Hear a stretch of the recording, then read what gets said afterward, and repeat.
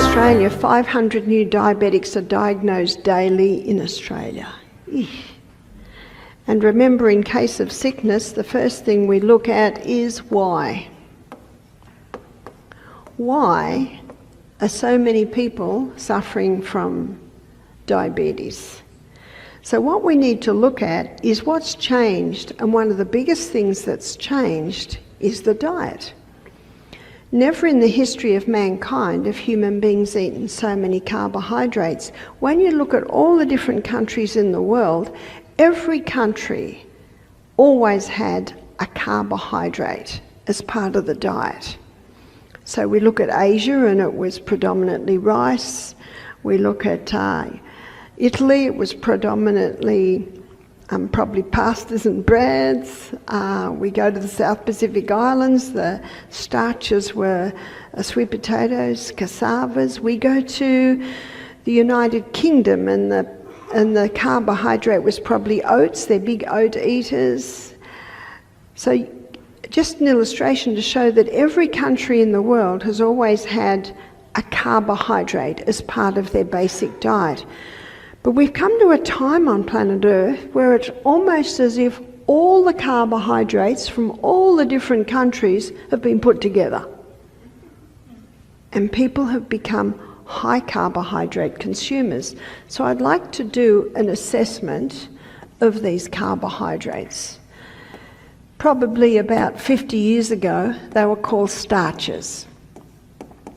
So carbohydrates. What would most people have had for breakfast? Cereal. We know that cereal is popular because there's a whole aisle devoted to it. And cereal is very popular because it's go to kitchen, open packet, put in bowl, put milk on it, goes like wet tissue paper down the hatch in 10 minutes, is that right? Out the door. It's a very easy meal. You don't have to go to the stove and get the food and cook. It's just a very, very easy meal.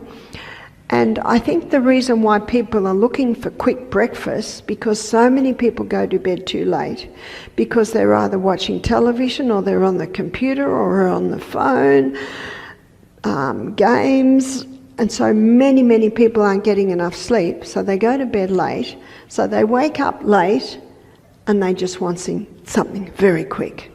And so here we have cereal. Another quick one is bread. And these two don't take you very far. And so mid-morning, many people reach for cakes, cookies, pretzels, chips, donuts. So I'm just going to say etc. because there's a lot of them. Another carbohydrate snatched from another country is pizza. So from Italy you could say the pizza and the pastas came. I'm a 5th generation Australian Scottish descent, and I grew up every night we'd have sausages or chops, mashed potato, frozen peas or beans every single night except for Sunday. Then Mum would cook roast lamb.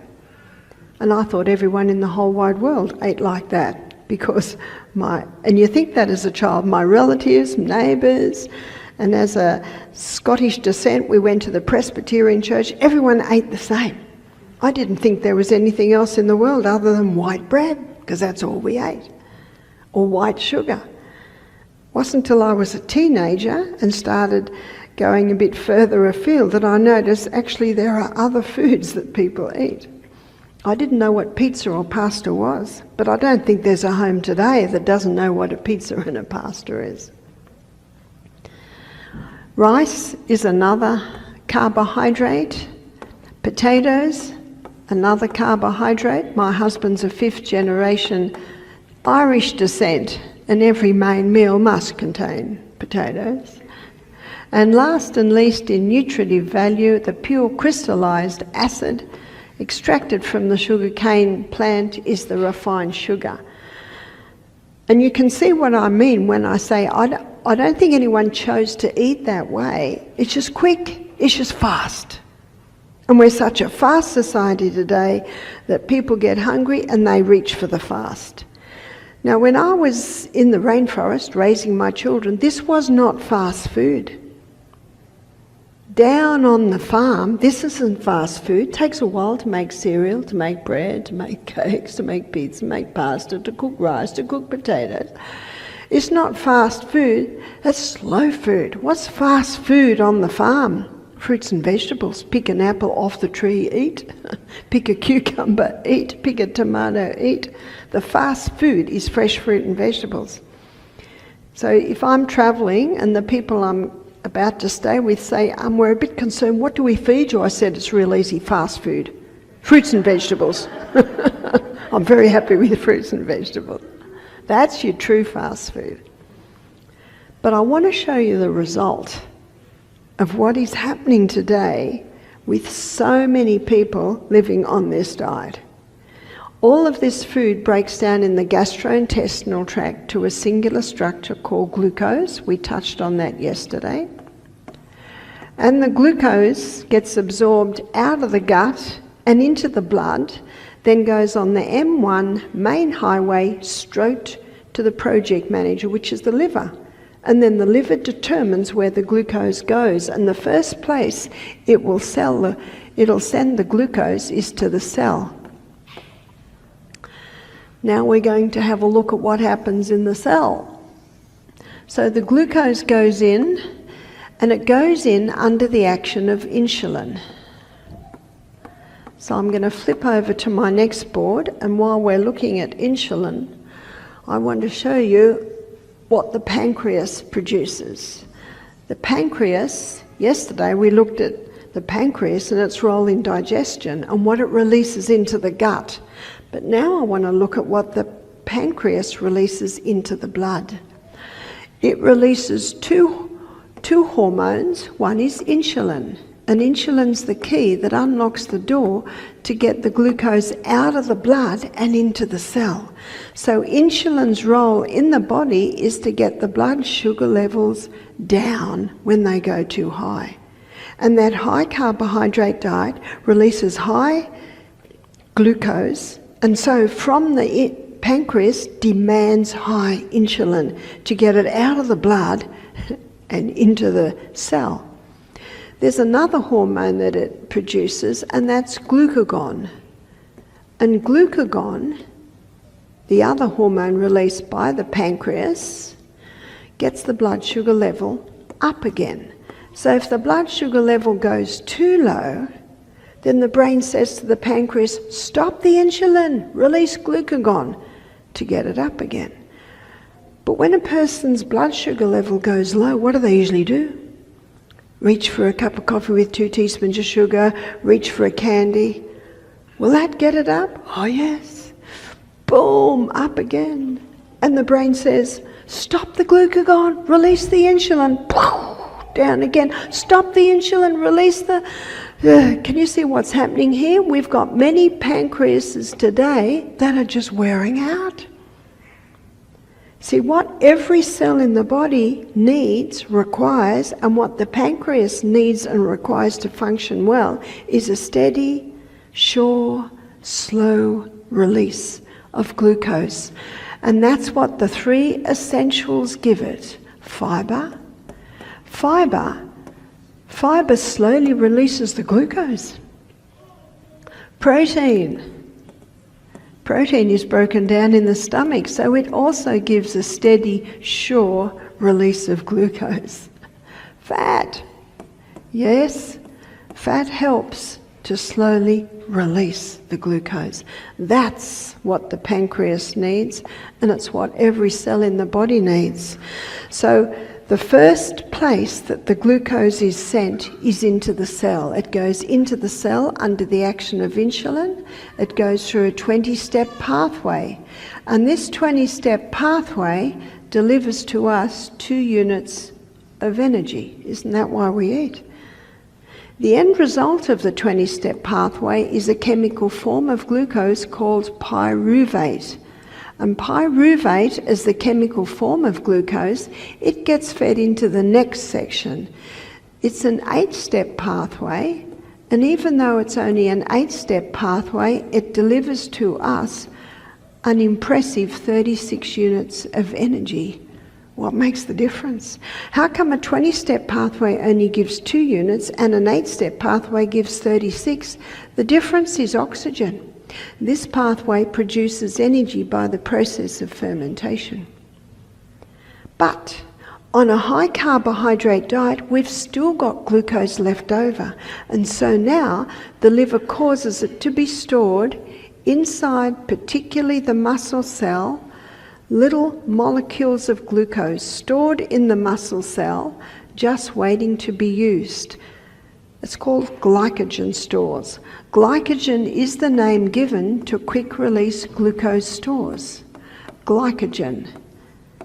In fact, I'd like to suggest, before we move on, that glycogen is the diabetic's best-kept secret. Because when your blood glucose levels go low, and you're needing fuel, all you have to do is get on the exercise bike or jump down and do push-ups. When you start moving the body, it causes a release of your glycogen stores. They get plucked, sent down the pathway, plucked, sent down the pathway, plucked, sent down the pathway. An amazing process. On a high carbohydrate diet, we've still got glucose left over because only so much can be stored in the cell, particularly the muscle cell. And when it's in the muscle cell, it can only be used by the muscle cell. It's like it's in a prison. But the liver can also store glycogen, only a small amount, but the glycogen that's stored in the liver can go everywhere in the body. But on a high carbohydrate diet, we've still got glucose left over, and now it gets stored in the most amazing fuel depot in the body. It's called fat cells. And what's happening on this high carbohydrate diet? People are getting bigger and bigger and bigger. Have you noticed? What I've given you there is just the basic science. And you can see by what I've shown you here that fat doesn't make you fat. What makes you fat? It's this high carbohydrate diet that the body just can't use all that glucose. And so then it gets stored. And that's the role of insulin, to get the glucose out of the blood and into the pathway. But there's too much. Well, okay, some stored as glycogen. There's still left over. Okay, it's stored as fat. There's no doubt about it that diabetes was not on planet Earth until sugar was refined. Hippocrates, 400 years BC, no mention of diabetes. So there's no doubt about it that sugar plays a role. It takes 1 yard of sugar cane to deliver 1 teaspoon of sugar. It's a pure crystallized acid. And when it goes into the body, blood sugar levels go boom. And then the brain says, quick, insulin, get it down. And then there's this constant whiplash, which eventually wears pancreases out. But before pancreases get worn out, something else happens. The cell develops insulin resistance, as if the cell says, I'm sick of the sight of you. Go away. And yet the blood sugar level's remaining high because the insulin couldn't get it in the cell because there's insulin resistance, and the brain says to the pancreas, more insulin, more insulin. What's the body going to do now? That high glucose will spill out in the urine. Diabetes mellitus means sugar in the urine. But as you will see, that insulin resistant can be turned around very quickly. But something else has come on the scene. Something else has come along that's caused an absolute explosion. In the 1950s, Dr. Norman Bulag in Mexico put wheat through intensive crossbreeding. The aim was to create a plant with a high yield of grain.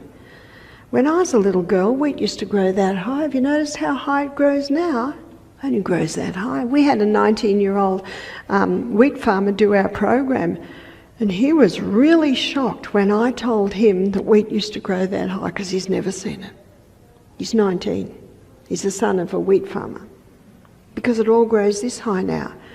You see, when it grew that high and it had a heavier yield, the stalk would break before they could harvest it. So back to the drawing board, they eventually created a plant that only grows that high with a thick stem because of the heavy yield of grain, sometimes 6 to 8 times per plant. So Dr. Norman Bulag got a Nobel Prize in 1976 for his hybridized wheat. They did it to help with the starvation crisis in Africa, in India, in Mexico. But you can't improve on God. This wheat was rushed through with no safety studies. Does that sound familiar? Rushed through with no safety studies. They didn't think they had to do safety studies on wheat, but only now are they starting to see the problem that it's caused. When they hybridized the wheat, they changed 2 main things. They changed the protein or the gluten structure, and that's why when people have irritable bowel, ulcerative colitis, Crohn's disease, we looked at it last night, it has an irritating effect on the colon. That's why those foods must stop to heal that colon. Do I eat wheat? Sometimes. Not much, doesn't have any effect on me because I don't have any health problems. But if I had any health problems, I wouldn't touch it. But what it also did is what I particularly want to explain to you tonight is what it did to the starch structure. Because you have a look at this. How many of these are wheat? Wheat. In this list, you've probably got about 10 or 15 different ones. Wheat. The majority on our carbohydrate list are from the wheat plant. So what it did, and I'm going to go to another screen to do this one, what it did, it created a starch called amylopectin A. Amylopectin A is the name of the starch that was created in the hybridization process of the wheat. So it's not naturally in that wheat. In the hybridization process, this was created. It's amylopectin A. And amylopectin A, let me show you what it does. Let's say this is blood sugar levels. Amylopectin A gets the blood sugar level up very high, very fast, then you've got that corresponding dump. That's the amylopectin A. Let's compare it to some other starches. Amylopectin B is found in bananas and potatoes. And if you're familiar with the glycemic index of food, you will know that bananas and potatoes, they get the blood sugar level up pretty high, pretty fast. So let's look at the B. The B goes fairly high, fairly fast, not as high, not as fast, and not as low. That's your B. Amylopectin C is found in beans, so legumes, chickpeas, lima beans, lentils, black-eyed beans, cannellini beans, kidney beans, so many different beans. What does it do? Amylopectin C gets a nice steady rise and a nice steady drop. That's your C. And every cell in the body requires, desires that steady, consistent delivery of fuel. It actually gives the pancreas a break. There's no, quick, we're too high, oh no, we're too low, oh no, we're too high. No, it's just this steady, consistent delivery of fuel. That's what it needs. So let's have a look at the glycemic index.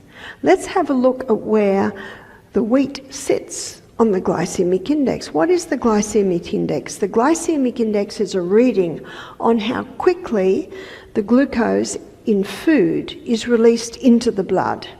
So the glycemic index, say baseline, is 55. So anything under 55 is considered low GI. And that's great for the diabetic because low GI foods give a nice, steady, slower but sure release of glucose. All your berries, they sit at about 26, and that's why berries are a great fruit for diabetics because they're low on the glycemic index. Grapefruit, that sits at 25. And that's not a surprise because it's not a really sweet fruit. Banana sits quite high.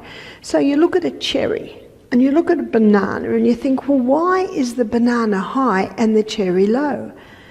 It's all about the fibre structure. Under a microscope, the fibre structure in the banana is loose, so the glucose is released quickly. In the berries, the cherries, the fibre structure is tight, so there's a slower release of glucose. It's like sweet potato and the Irish potato. Irish potato, high on the glycemic index. Sweet potato, low. Well, what's the difference? Under a microscope, the fibre structure in the sweet potato is tight, so it's a slower release of glucose. In the white potato, the fibre structure is loose, so quick release. You can Google glycemic index and it'll give you a reading of where different foods sit on the glycemic index. Where does sugar sit? Whether sugar is white or tan or brown, sugar sits at 59, and that is no surprise. So let's have a look at where, let's see if I can rub this out. I can. Good, good, good.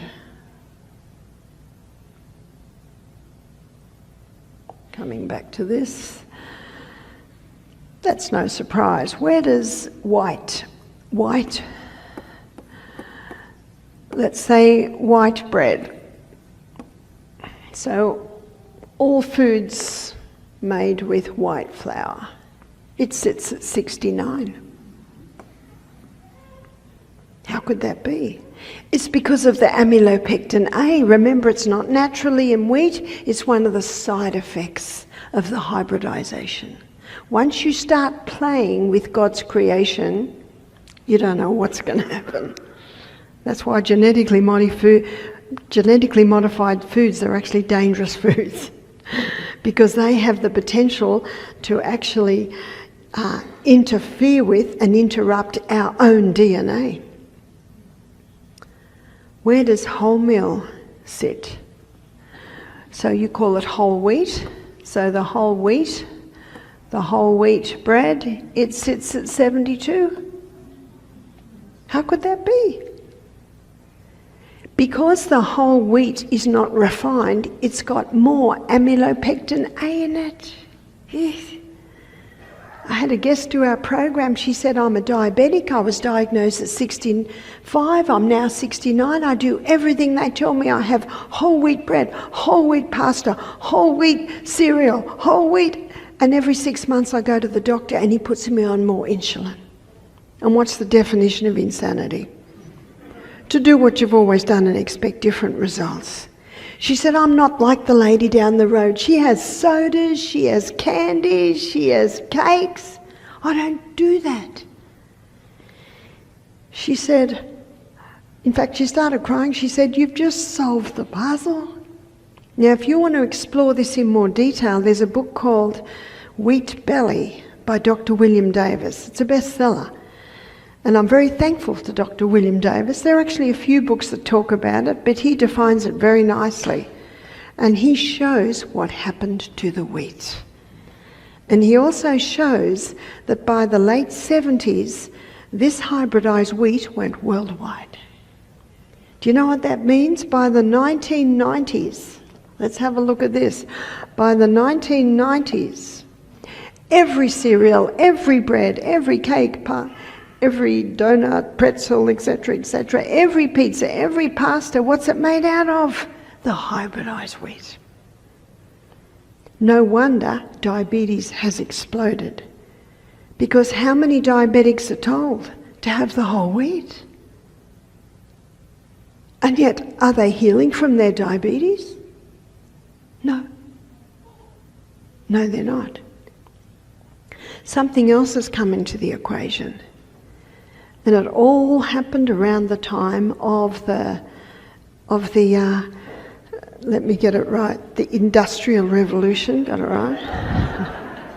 It all happened around the time of the Industrial Revolution, where they started to create a lot more chemicals, a lot more chemical cleaning products, a lot more chemical fabrics.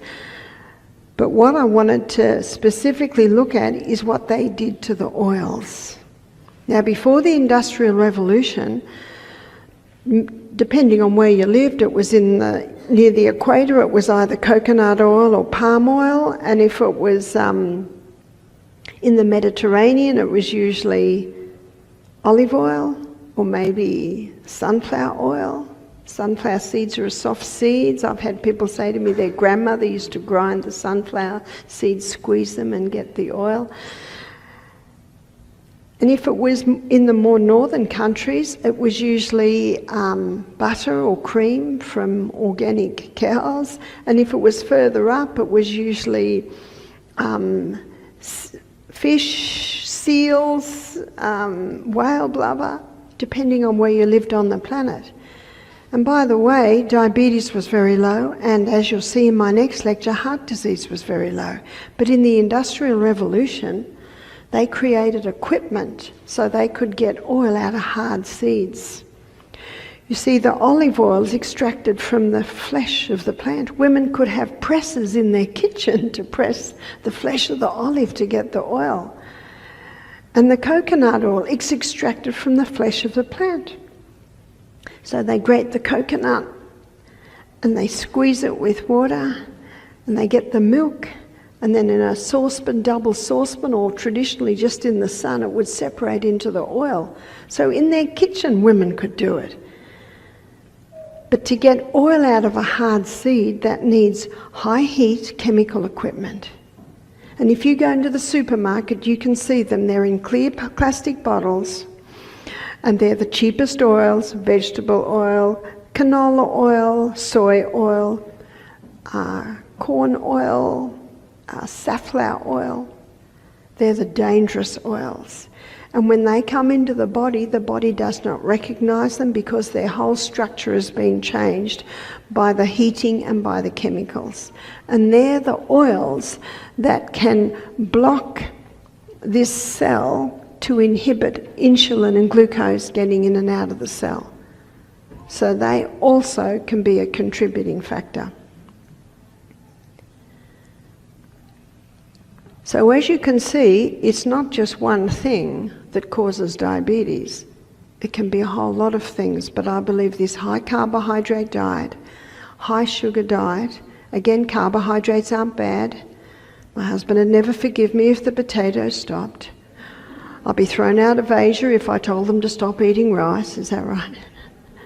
No, carbohydrates are not bad. It's only when they're overdone and refined.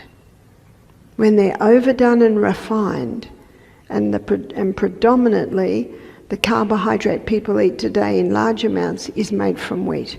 Can you get a wheat that hasn't been hybridized? You can. It's called spelt. One lady said, "How do you spell that?" Spelt. So spelt, Enkenhorn is another one. Because they have not been hybridized, they don't have the amylopectin A in them. A man said to me, he was in his mid-60s when I saw him at a retreat in Alabama. He said, 20 years ago, when I was in my 40s, I was diagnosed as pre-diabetic, and I was told that if I ate beans every day, lentils or chickpeas or lima beans, etc., I would not get diabetes. So I did, and he said, and I never got diabetes. And you can see why, by what I showed you here. It gives a lovely, steady, sure consistency of fuel. So when we say a plant-based diet, a person can be living on a carbohydrate diet and be on plant-based, is that right? No, a plant-based diet is a balanced diet. And in Genesis 1:29, God tells Adam and Eve the best fuel. So I want to have a look at that diet because I don't believe we can improve on the Garden of Eden diet. So we're going to have a look at the food, and we're going to have a look at the protein content and the carbohydrate content. And God said, behold, I've given you every herb-bearing seed. What's a herb-bearing seed? A herb-bearing seed is a grain, and we have so many grains: wheat, rye, barley, oats, amaranth, buckwheat, millet, so many grains. And a legume. What's a legume? A legume is chickpeas, lima beans, black-eyed beans, cannellini beans, so many legumes. And seed. So what's a seed? That's sesame seed, sunflower seed, pumpkin seed, chia seed, flaxseed or linseed. Grains are high in protein, but they are also high in carbohydrate. And as we looked at earlier, it's this high carbohydrate that's causing a lot of problems. Grains aren't bad, but when they're predominantly the main food in the diet. So you look at cereal and toast for breakfast, sandwiches, lunch, pasta for tea, donut, pretzel, mid-morning, mid-afternoon. What's that? That's 100% wheat. So that is a diet that absolutely can contribute to diabetes. Legumes. Legumes are high in protein, but they are just medium to low in carbohydrates. The fact is that the legumes are about the third the carbohydrate that you will find in the grain. Seeds, they are high in protein, low in carbohydrate. So God said, behold, I've given you every herb-bearing seed which is upon the face of the earth, and every tree in the which of the trees a fruit-bearing seed. What's a fruit-bearing seed? That's a nut. And we have so many nuts. We have hazelnuts, pecans, walnuts, almonds, Brazil, so many nuts, cashews, macadamia. Nuts are high in protein and low in carbohydrate. So an easy way to get the blood sugar levels more stable is to decrease the grain part of the meal and increase the legume, nut, seed part of the meal. That's a very easy way to do it.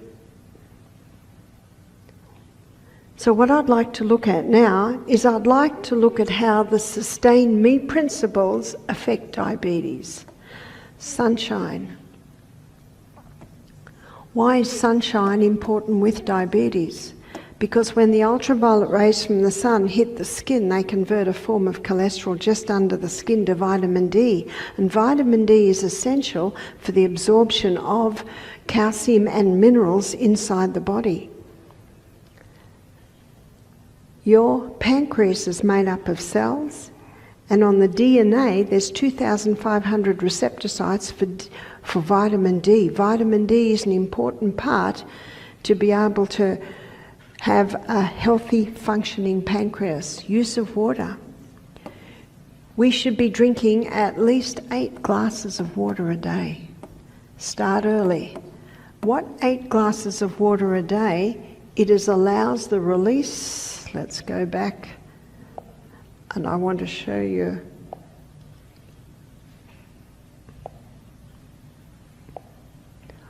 what keeping adequately hydrated does is between meals it allows the release of glycogen. Because what have diabetics been told? How often have they got to eat? Every 2 hours? Now yesterday when we went on our journey through the gastrointestinal tract, we discovered that our nutrients are absorbed in our small intestine. Do you know what that means? When our stomach is empty, we're still getting nutrients. Most people that have the blood sugar level low between meals is because they're dehydrated. And what helps to get that water inside the cell is that little crystal of Celtic salt. A crystal of Celtic salt. In my next lecture, when we look at heart, I'm going to look at salt in more detail. But the whole salt, which is Celtic salt or Baja salt, they're hand-harvested sea salts, and they're collected from pristine sea, coastal sea areas. The Celtic salt is a hand-harvested seed from the coast of France in Brittany, French government has declared 4 million acres heritage zone to keep it pristine. That's nice to hear, isn't it?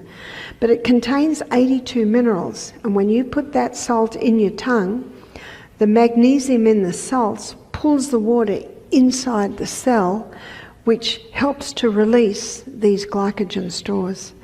And I also mentioned to you that when you exercise and your body starts to need more fuel, and the body quickly sees that you're not digesting food, it's early morning, it'll start plucking the glycogen stores. And you know what's amazing? When you run out of glycogen stores, the body starts breaking down your fat stores.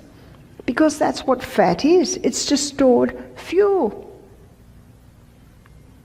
So being well hydrated and also moving the body, whether it be push-ups, whether it be on the rebounder, whether it be exercise bike, what that will do is get blood sugar levels up by releasing your stored fuel. Because as you saw yesterday, we need to eat, then rest. Let the stomach do its work. So water is vital in maintaining blood sugar levels. Right, well, we might just start it here. Sunshine. We've looked at the importance of sunshine for vitamin D and its importance for getting minerals into the body, but also maintaining the DNA of the cells. Use of water. Ideally 8 glasses of water a day.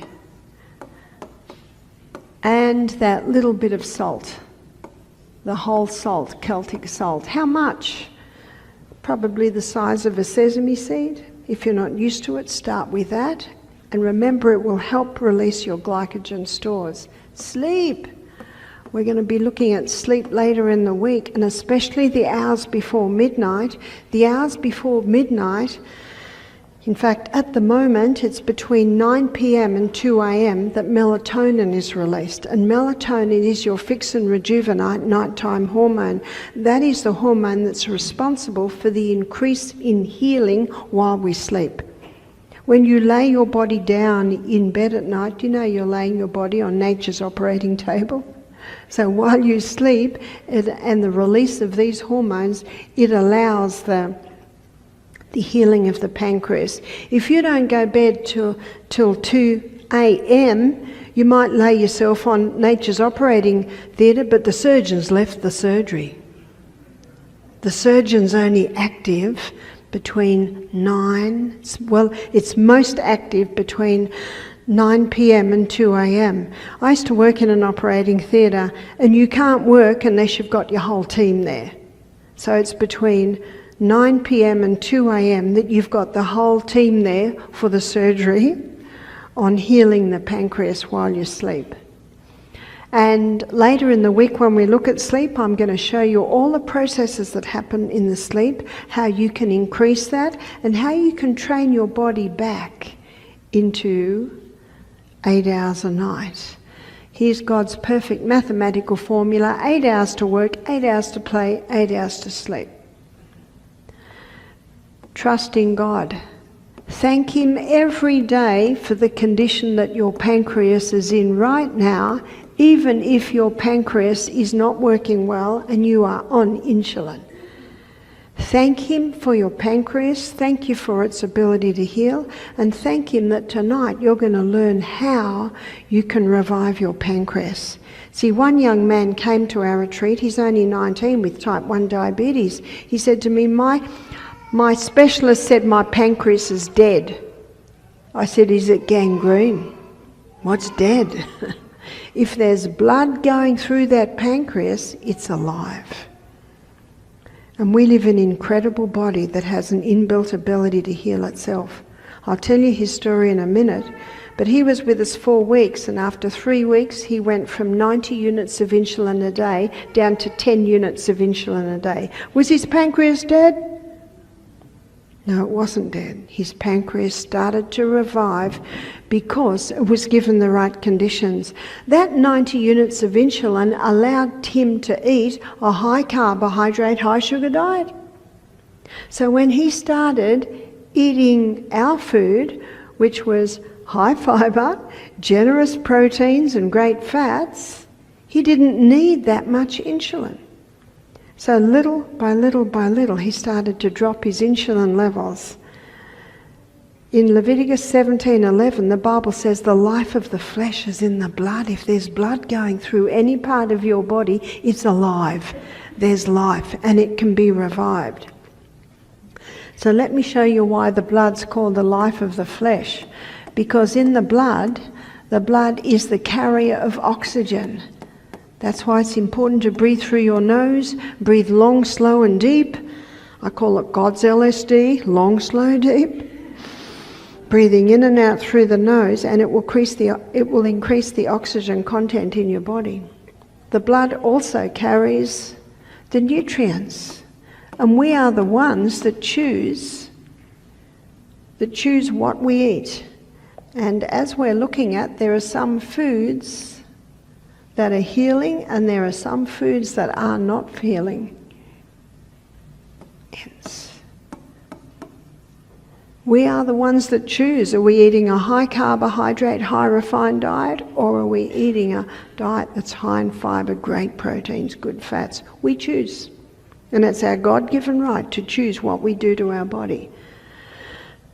And the food that we eat determines the quality of our blood. Water. The blood also carries the water, and the blood carries away waste. All living machinery has waste, and our living machinery, the human body, is no exception. What an incredible body we live in, and the healer is the blood.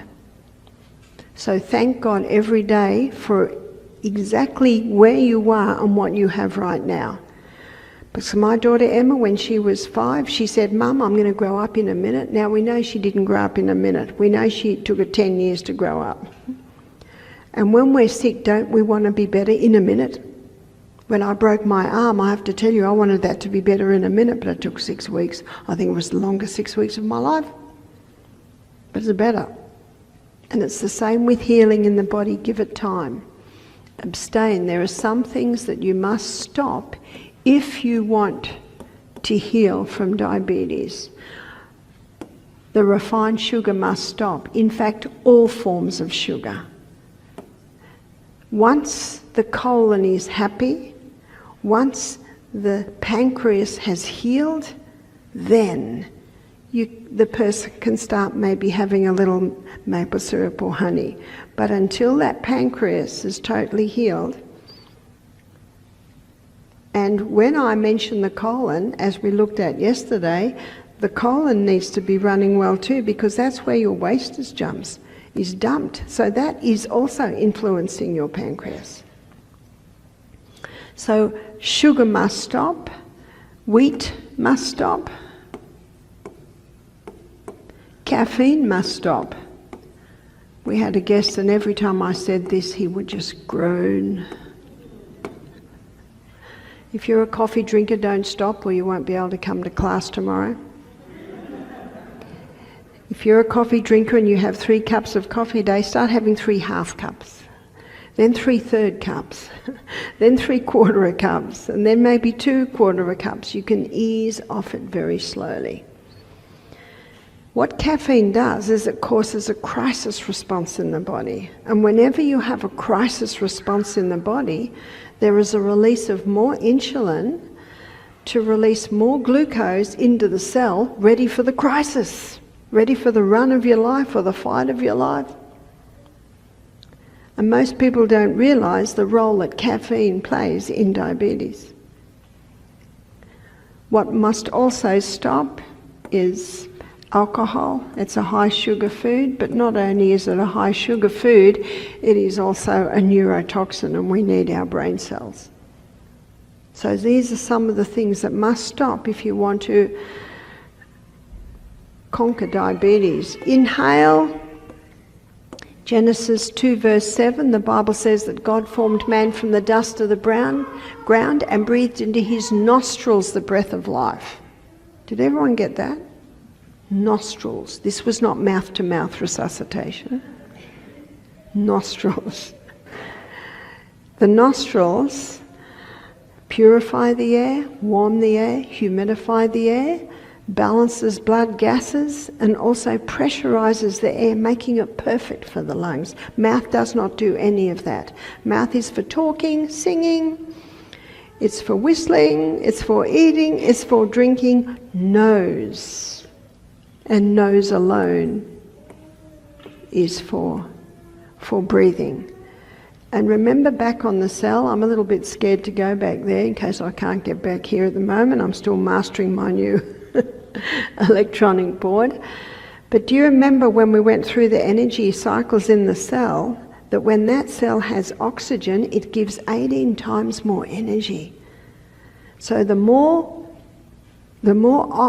you breathe through your nose, long, slow and deep, the more oxygen's available at the cellular level. And we're talking about the pancreas and its an ability to revive and to restore, and oxygen's an important part of that. Nutrition. Nutrition is vital. If we don't give the right fuel to our body, it cannot function and it cannot repair. So high fibre, that's all your plant foods. Generous proteins, that's your legumes, your beans. And my suggestion is eat them every single day. I eat them every single day. In fact, often I eat beans every meal. For breakfast this morning, what did I have for breakfast? I had a grapefruit, because I certainly do like grapefruit, and I had a Honeycrisp apple, and I had chia seed, and I had almonds, and I had some sourdough bread, and on that I had olive oil and avocado and brown lentils on top.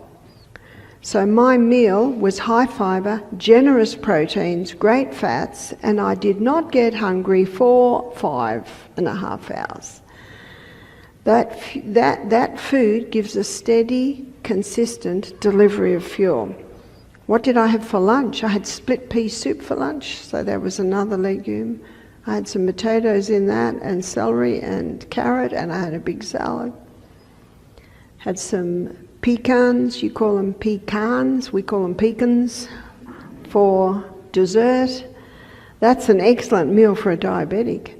I had a very low carbohydrate diet. Why do I eat such a low carbohydrate diet? Because I love what it does. I have lots of energy, I sleep well, everything works, weight just stays the same.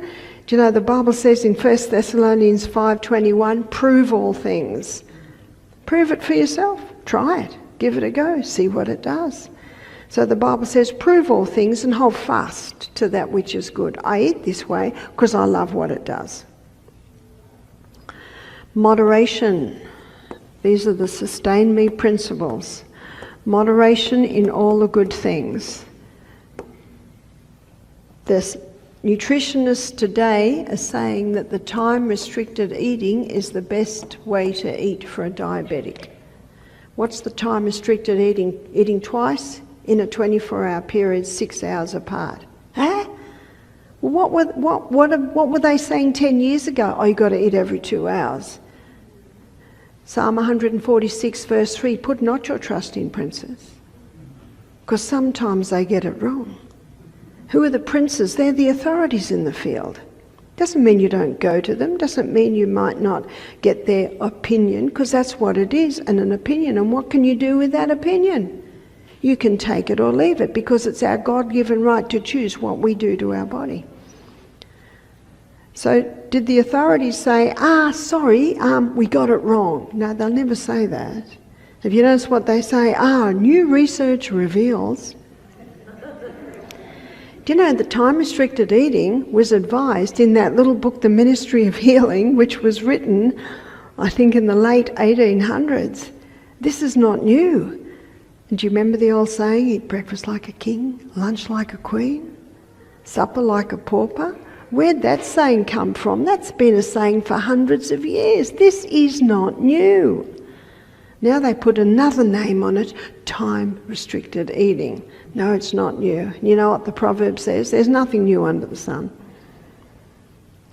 But what they are finding with this time-restricted eating is that diabetics are coming off their medication.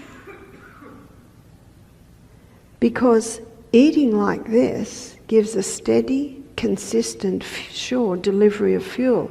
And remember, if there's a blood sugar level low between meals, take the crystal of Celtic salt and the glass of water, and it'll help release the glycogen stores. And by the way, when you've had your crystal Celtic salt and your glass of water, get on the exercise bike or do 20 push-ups. Did you do push-ups today? Sorry? I heard a yes. Only one though. If you can't do them on the floor, you can do ladies' push-ups. If you can't do them all on the floor, you can do push-ups on the wall to strengthen the core. Remember, the core helps digestion. The core strength holds you back into place, does so many things. Our massage therapists, they tell me we can tell the strength of the body by the strength of the core. And that's how we should lift. Have you seen how a 2-year-old lifts a ball? This is how they lift a ball off the ground. Is that right? How do we lift the ball off the ground, us adults? As soon as you bend that back, you weaken it. Look at the biggest bone in the muscle is the femur, biggest muscle mass is your quads. Why did God do that? Because we should lift and bend here. And our massage therapists, this is how they massage. Where are they massaging from? Here. Look after your back. Sorry, got off track a bit there. So moderation in when you're eating, moderation in the times. And as we looked at yesterday, the stomach needs that rest between meals. You can have someone eating very good quality food, but they're not accessing the nutrients out of their meal because they're eating too much. They're eating too many times a day. And the last one is exercise. And what exercise does, it does an amazing thing for diabetes. What exercise does, it increases blood supply to the pancreas, which helps to revive the pancreas. And the most effective form of exercise, and we're going to look at this in a little bit more detail when we look at the heart after the break, is the high intensity interval training. These are intervals of high intensity, intervals of recovery for a cycle. So 30 seconds is what the research shows, high intensity, 90 seconds recovery, done for a cycle of 6. Have you done the maths on that? That's about 15 minutes a day. If you don't have 15 minutes a day, it's time to assess what you do with your time. Start by writing down how much time you're on the computer, how much time you watch television, how much time you're on the phone. That's the first assessment you do. And you will quickly realise that you are spending more than 15 minutes on those devices. Is that right? So you do have time. It is the best insurance policy that you can make. So what I've got to do, and I hope that I can get back to my other screens. I did. Great. When you do the high intensity interval training, what's the high intensity? This is really high intensity. This is running for your life. This is walking very fast up a steep hill. This is on the exercise bar, going as fast as you can. That's the high intensity. Anything that gets the respiration up and increases heart rate. It's only for 30 seconds. If you don't think 30 seconds is long, try it. It's long. 90 seconds recovery. The recovery time is an indication of your fitness level. So what happens with that high intensity? It causes a release of these glycogen stores, which helps to balance your blood glucose levels. And if you run out of them, remember you've got your fat stores. But because this whole inside of the cell is working so much faster, extra receptor sites develop on the cell wall to take in more insulin and glucose. So you can reverse insulin resistance in a week by getting the carbohydrates right down, stopping the sugars, the wheats, eating a high fibre, generous protein and great fats, and implementing the exercise program, drinking more water. You can turn it around in a week. That's quite incredible, isn't it? So we had a man attend our program who was 62. He came to us because His doctors had said, we can do no more for you. He said, I've spent $1 million on my health in the last 10 years. This was probably about 8 years ago now. He came to us because he met a lady that said, I think that this retreat in Alabama could help you. He was on 90 units of insulin a day. He was on blood pressure meds, blood thinning meds. He was on statin drugs. He was carrying probably about 40 pound excess weight. His legs were swollen. He said, I won't be able to exercise. I said, that's right. But my suggestion is to get on the rebounder for 1 minute every hour and just do this. That's called the health bounce. And what it does is it stimulates the lymphatic system to get that fluid working through the body. I said, never drink more than a half a glass of water at a time, and drink it little by little by little over the day. He did 2 days on juices. The juices were mostly carrot, celery and apple juice, not a lot of sweet in the juice. And every day he was having a blood sugar level low, so he had to take a protein drink. We give a protein drink for the blood sugar level low. You see, why was he having a blood sugar level low? Because his 90 units of insulin allowed him to eat that. He wasn't eating that anymore. By the end of 2 weeks, he was down to 10 units of insulin a day, type 1 diabetic. He emailed me 3 months later. He said, I am off all my medication. He said, my doctors are astonished. I believe it's our duty to astonish our doctors. He said, remember what the doctors have said? We can do no more for you. And he went to the most expensive and the best specialists. He spent $1 million. Wow, he could have come to the health retreat twice a year for the next 20 years for that. Maybe more. I said to him, tell me about your exercise program. He said, I swim 30 laps of a pool a day. He said, I cycle 6 miles a day. I rebound 3 times a day. He said, I do exactly what you say. I have breakfast like a king. I have lunch like a queen. He said, and I don't eat at night. He said, I'm having fibre every meal. I'm having all the low glycemic fruits. He said, I'm having beans every day. He said, I have some nuts every meal. And I remember when he came, he said, anything you tell me to do, I will do. And he did it. Good illustration of choose your hard. You might think that's pretty hard, 30 laps of the pool a day, 6 miles a day. He said, this is at 3 months, he said, I've lost 25 pounds. When he went home, his wife, he's 62, she's 42. She said, this is your baby. I like my croissants and champagne. 3 months later, she's interested. She's got a new husband. He doesn't get irritated anymore. He doesn't snap at her anymore. He went back to full-time work. He's the CEO of a couple of big companies. He went back into the office and he said, I'm back. And they all cringed, but they had a different boss. He no longer yelled at them. He no longer got annoyed at them. You see, our brain can only hold a 2-minute supply of glucose at any one time. And when blood glucose levels go low, it's only 2 minutes and the brain's not getting fuel. That's the irritation. That's the grumpiness. He thought he was going to have to resign from his posts. He'd taken some long service leave to try and get himself better. And he got himself better. Actually, they remarried. She's interested now purely because of what she saw happened in her husband. And when they got married, they got the chef from the health retreat to cook the good food. He said, I've got a barbecue over there for my diehards that want their steaks. But he said, over here we've got the good food. But he had a lot of people interested in his food purely because of what had happened to him.